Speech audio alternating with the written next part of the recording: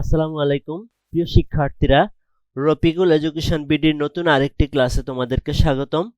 আমি রফিকুল ইসলাম। আজকে আলোচনা করব তোমাদের অ্যাক্টিভিটি 3.2.2 নিয়ে।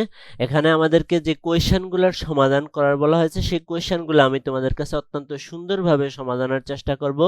তো আমরা প্রথমেই দেখে নিব আমাদেরকে কি নির্দেশনা দেওয়া হয়েছে, সেই নির্দেশনাটা আমরা একটু পড়ব। এখানে কি নির্দেশনা দেওয়া আছে? Now notice the characters of the two groups. এখন দুইটা গ্রুপের যে ক্যারেক্টারগুলো আছে সেগুলোর প্রতি একটু লক্ষ্য করো। অ্যান্ড এবং ask and answer the following questions, এবং জিজ্ঞেস করো এবং নিচের প্রশ্নগুলোর উত্তর দাও ইন পেয়ার্স অর গ্রুপস। তাহলে এখানে কোয়েশ্চেন 1, কোয়েশ্চেন 2, আবার কোয়েশ্চেন 3, এ বি সি, এই তিনটা প্রশ্নের উত্তর আমরা একে একে সমাধান করার চেষ্টা করব। তো প্রিয় শিক্ষার্থীরা, আমি প্রশ্ন উত্তর পর্বে চলে যাচ্ছি। আশা করি তোমরা আমার সঙ্গেই থাকবে।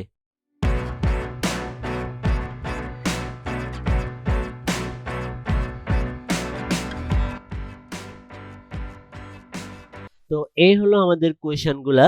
Question 1, which group of people are more senior and respected in society?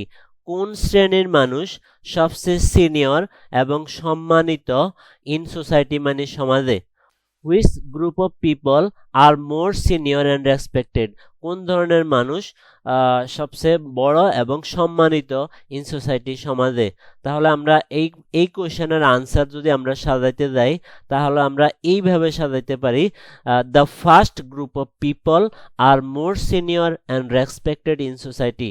প্রথম শ্রেণীর মানুষ যারা আছে, বিভিন্ন সরকারি অফিস আদালতে কাজ করে, তারাই হলো সবচেয়ে সিনিয়র এবং রেসপেক্টেড ইন সোসাইটি সমাজে। তারপর আমরা চলে যাব কোয়েশ্চেন 2, কোয়েশ্চেন বি তে। কোয়েশ্চেন বি তে কি বলা হয়েছে? কোয়েশ্চেন বি তে বলা হয়েছে কি, হোয়াট আর দ্য ফিচার্স, কি বৈশিষ্ট্যগুলো, কোন বৈশিষ্ট্যগুলো, what are the features of language they use, তারা কোন বৈশিষ্ট্যের ভাষা ব্যবহার করে। তারপর আসে প্লিজ মেনশন 2 or 3, 2-3টা বৈশিষ্ট্য উল্লেখ করো।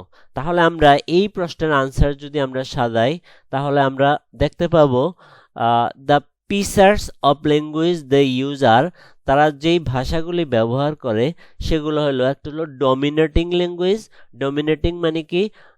মানে কর্তৃত্বপরায়ণ, মানে আধিপত্য বিস্তার করে এই রকম ল্যাঙ্গুয়েজ। আরেকটা হলো কি, নর্মাল ল্যাঙ্গুয়েজ, যেটা হলো সাধারণ ভাষা, যেটা সবাই ব্যবহার করে, লাইক যেমন ফুল সেন্টেন্স, পূর্ণ বাক্য, আবার এক্সটেন্ডেড ভোকাবুলারি, সম্প্রসারিত শব্দ, এক্সেট্রা ইত্যাদি। অ্যান্ড এবং আস্ক ডিরেক্ট কোশ্চেন, এবং সরাসরি প্রশ্ন। আমরা দেখেছিলাম যে ডায়লগ 1-এ বাবা তার ছেলেকে ডিরেক্ট প্রশ্ন করেছিল, তুমি কোথায় যাও? এই ধরনের ডিরেক্ট কোশ্চেন হয়েছিল ডায়লগগুলোতে। তাহলে এই ধরনের ল্যাঙ্গুয়েজ ব্যবহার করা হয়েছিল। এবার আমরা চলে আসলাম কোয়েশ্চেন সি তে। তো কোয়েশ্চেন সি তে কি বলা হয়েছে? ডু ইউ থিঙ্ক, তুমি কি মনে করো, দ্য চয়েস অফ ওয়ার্ডস, যেই শব্দের ব্যবহার, যে ধরনের শব্দ ব্যবহার করা হয়েছে ইন সেন্টেন্সে, অ্যান্ড এবং দ্য ওয়ে সামওয়ান স্পিক, মানে যেই পদ্ধতিতে একজনে কথা বলে, ডিউরিং আ কনভারসেশন, একটা কথোপকথনের সময়, ডিটারমাইন্স অর ডেমনস্ট্রেট, দৃঢ় সংকল্প করে নাকি ডেমনস্ট্রেট করে, in his or her position, তার অবস্থানকে অথবা স্ট্যাটাস, মর্যাদাকে, ইন দ্য পার্টিকুলার সিচুয়েশন, একটা বিশেষ পরিস্থিতিতে।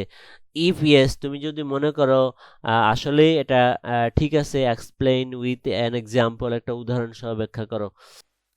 তো এই প্রশ্নের আনসার যদি আমরা খুঁজতে যাই তাহলে আনসারটা এইরকম দাঁড়ায়, yes I think the choice of words in sentence and the way someone speaks during a conversation determines, দৃঢ় আস্থার সাথে এবং দৃঢ় সংকল্পের সাথেই বলা হয়, ডেমনস্ট্রেট প্রদর্শন করে, হিজ অর হার পজিশন, তার অবস্থান, ইন এ পার্টিকুলার সিচুয়েশন, একটা বিশেষ পরিস্থিতিতে তার অবস্থানকে মানে তুলে ধরে। ফর এক্সাম্পল, উদাহরণস্বরূপ যদি আমরা দেখি, ইন আ গভর্নমেন্ট অফিস, একটা সরকারি অফিসে যখন কেউ কথা বলে, এ ফার্স্ট ক্লাস গভর্নমেন্ট অফিসার, একজন প্রথম শ্রেণীর যে সরকারি কর্মকর্তা, ডাজ নট স্পিক, কথা বলেন না, ইন দ্য সেম ম্যানার, একইভাবে, like an ordinary subordinate employee, তার অধীনস্থ একজন কর্মচারীর মতো তিনি কথা বলেন না। একজন সরকারি কর্মচারী যেভাবে কথা বলেন, একজন সরকারি কর্মচারী কখনোই কথা বললেন না তার অধীনস্থ আরেকজন কর্মচারীর মতো। তো এই হলো আমাদের আজকের 3টা প্রশ্নের এই আনসার আমরা দেখে নিলাম। প্রিয় শিক্ষার্থীরা, আশা করি তোমরা আজকের এই ভিডিও থেকে অবশ্যই উপকৃত হয়েছো। আর যদি উপকৃত হয়ে থাকো অবশ্যই আমাকে একটি লাইক দিবে, আর ভিডিওটা তোমাদের কেমন লাগলো অবশ্যই আমাকে কমেন্টস করে জানাবে। তো তোমাদের সুস্বাস্থ্য ও সকলের মঙ্গল কামনা করে আজকের ভিডিও এখানেই শেষ করছি। সবাই ভালো থেকো, আল্লাহ হাফেজ। আবার নতুন কোনো ভিডিও নিয়ে দেখা হবে, সে পর্যন্ত সবার প্রতি আমন্ত্রণ রইল।